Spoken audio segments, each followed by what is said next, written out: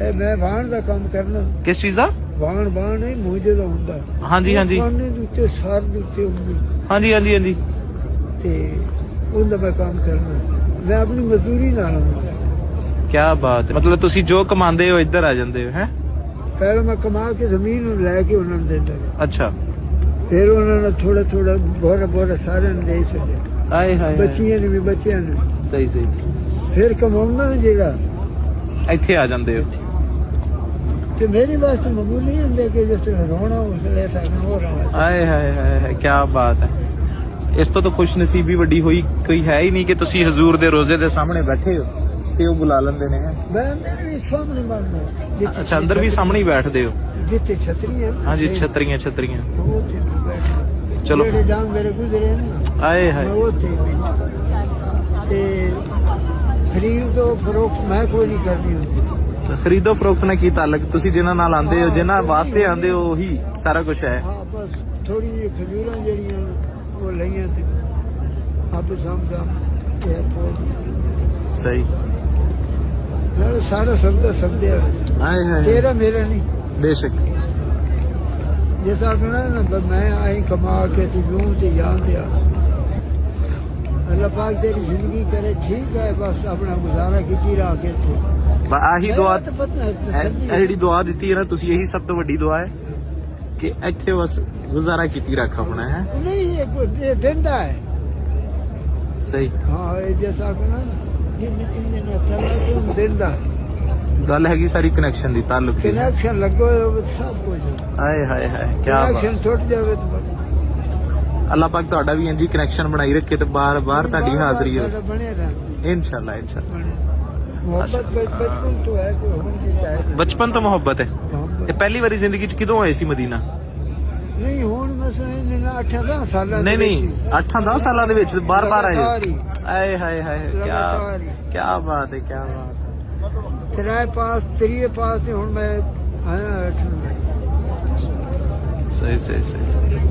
ਚਲੋ ਅੱਜ ਤੁਹਾਡੀ ਵਾਪਸੀ ਦਾ ਦਿਨ ਹੈ। ਮੈਂ ਵੀ ਤੁਹਾਡੇ ਵਾਸਤੇ ਦੁਆ ਕਰਦਾ ਅੱਲਾਹ ਦੁਬਾਰਾ ਜਲਦ ਤੁਹਾਨੂੰ ਬੁਲਾਵੇ। ਬੁਲਾਉਣਾ ਬੇਸ਼ੱਕ ਬੇਸ਼ੱਕ। तेरा की अमल है? अच्छा मेरा अमल तो उसको नहीं पता, मैंने तो कोई नहीं पता। ये है 5 वक्त नमाज पढ़ना। हाँ। हर नमाज में दुआ मांग सही या अल्लाह मदीने पाक दी हाज़री नसीब। हाय हाय हाय मदीने पाक दी हाज़री नसीब। अल्लाह वे वो उस बंदे नु कह के तू मेरे को की पूछना है अमल है। ਇਹ ਤੇ ਮੇਰਾ ਤੇ ਮੇਰੇ ਰੱਬ ਦਾ ਮਾਮਲਾ ਹੈਗਾ ਕਿ ਉਹ ਮੈਨੂੰ ਬੁਲਾਉਂਦਾ ਹੈ ਤੇ ਮੈਂ ਚਲਾ ਜਾਣਾ ਹੈ। ਤੇ ਬੁਲਾਵਾ ਕਿੱਥੋਂ ਹੋਇਆ? ਕਿੱਥੋਂ? ਇੱਕ ਬੰਦਾ ਆਇਆ ਹਜ ਤੇ। ਅੱਛਾ। ਉਹ ਜਦੋਂ ਮਸਜਿਦ ਵਿੱਚ ਮੈਂ ਜਾਵਾਂ ਨਾ ਤਾਂ ਮੈਂ ਉਸ ਤੋਂ ਪੁੱਛਾਂ ਸਾਰੀ ਗੱਲਬਾਤ ਮੁਹੱਬਤ ਦੀ कि 10 मदीना कैसा 10 मक्का कैसा है। तो एक जड़े ना गुस्से नाल ना उस मैनू गुस्से नाल एक पकड़ के मैंने आके अपना भाग जा कर रेत में तू वही करना है फलान करना बड़े गुस्से नाल जबरदस्त कि जाके आप वेख ला। हाँ उस वे कनेक्शन लगा। अल्लाह जमीन ते गड्डियां ना डिगियां जिमें बारिश उस वे कनेक्शन लग गया। क्या फिर बात। मैं दस के नहीं आऊंगा ड्रामा बनाया मैं जा रहा पहली बारी ते दूसरी बारी ना पहली बारी मैं जिस वे शुरू मैं भेजना फिर सही थोड़ी जब मस्ती जितने निकलने लगे ना दस दिता हूँ मैं दसा अज साहब मैं जा रहा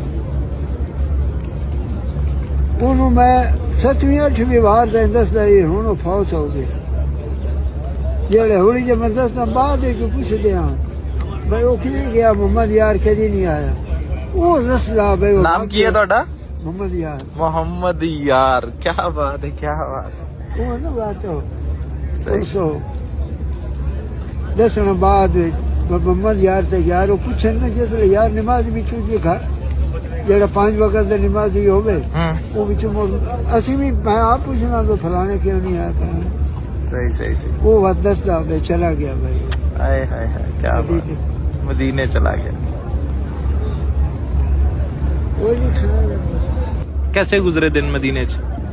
बड़े तो बात हैं क्या बात ਅੱਜ मदीना ही है। ਆਏ ਹਾਏ ਹਾਏ ਅੱਜ ਮਦੀਨੇ ਤੋਂ ਵਾਪਸੀ ਦਾ ਦਿਨ ਹੈ वो नहीं फिर बुला लवेगा।